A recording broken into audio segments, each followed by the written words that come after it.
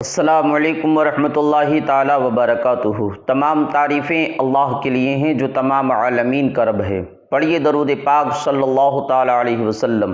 حضرات، آپ نے تھمبنیل دیکھا، اس پر لکھا ہوا تھا کہ جو وقت پر نماز نہیں پڑھتا اسے سخت عذاب دیا جائے گا۔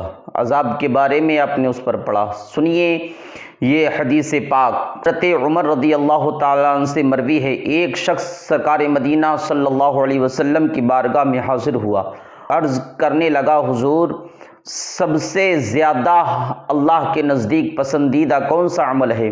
میرے آقا کریم صلی اللہ علیہ وسلم نے ارشاد فرمایا، سب سے زیادہ پسندیدہ عمل وقت پر نماز کو ادا کرنا ہے، اور جس نے نماز کو ادا نہیں کیا اس نے اپنے دین کو ختم کر دیا، اس کا دین سے کوئی تعلق نہیں۔ اللہ اکبر۔ آقا کریم صلی اللہ علیہ وسلم فرماتے ہیں، الصلاۃ عماد الدین، نماز دین کا ستون ہے، جس نے نماز کو قائم کیا اس نے اپنے دین کو قائم رکھا، اپنے دین کو سلامت رکھا۔ عمر فاروق اعظم رضی اللہ تعالی عنہ ایک مرتبہ بہت شدید زخم ہو گیا آپ سے کسی نے عرض کیا، حضور اے امیر المؤمنین، نماز؟ کہا، بلا شبہ نماز کسی حال میں بھی معاف نہیں ہے، اور امیر المؤمنین عمر فاروق اعظم رضی اللہ تعالی عنہ نے اسی حال میں نماز کو ادا کیا۔ سبحان اللہ۔ ذہبی کی روایت ہے، حضور اکرم صلی اللہ تعالی علیہ وسلم ارشاد فرماتے ہیں کہ جو شخص وقت پر نماز پڑھتا ہے تو اس کی نماز ایک نورانی شکل اختیار کر کے اور آسمان کی طرف جاتی ہے۔ سبحان اللہ، یہاں تک کہ وہ عرش اعظم پر پہنچ جاتی ہے۔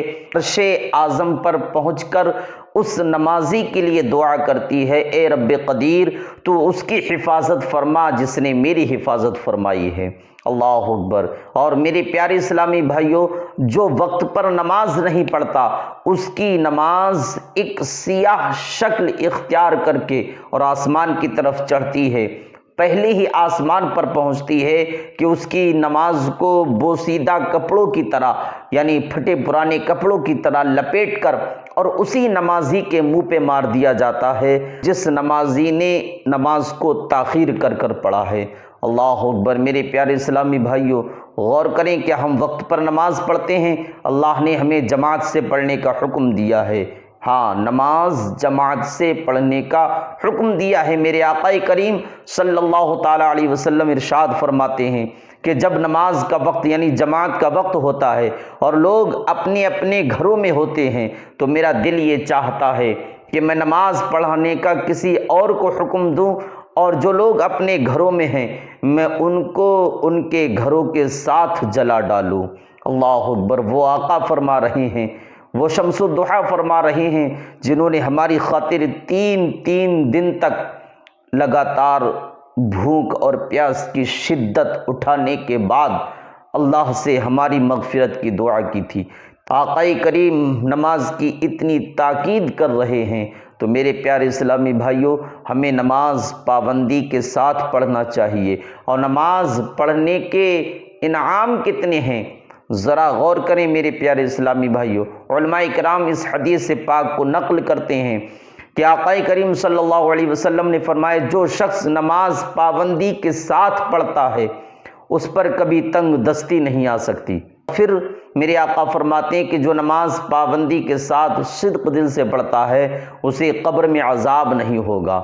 اور پھر فرماتے ہیں کہ جو شخص نماز پابندی کے ساتھ پڑھتا ہے اس کا نامہ اعمال داہنے ہاتھ میں دیا جائے گا، اور جو شخص نماز پابندی کے ساتھ پڑھتا ہے وہ پل صراط سے ایسے گزر جائے گا جیسے بجلی کو ند آ جاتی ہے۔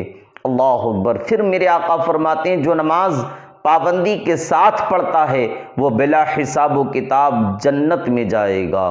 سبحان اللہ۔ یہ نماز پابندی کے ساتھ پڑھنے والے کے انعام ہیں۔ اللہ سے دعا ہے مولا ہم سب کو نماز پنجگانہ کا ذوق اور شوق عطا فرمائے۔ استغفر اللہ ربی من کل ذنب واتوب الیہ۔ السلام علیکم ورحمۃ اللہ تعالی وبرکاتہ۔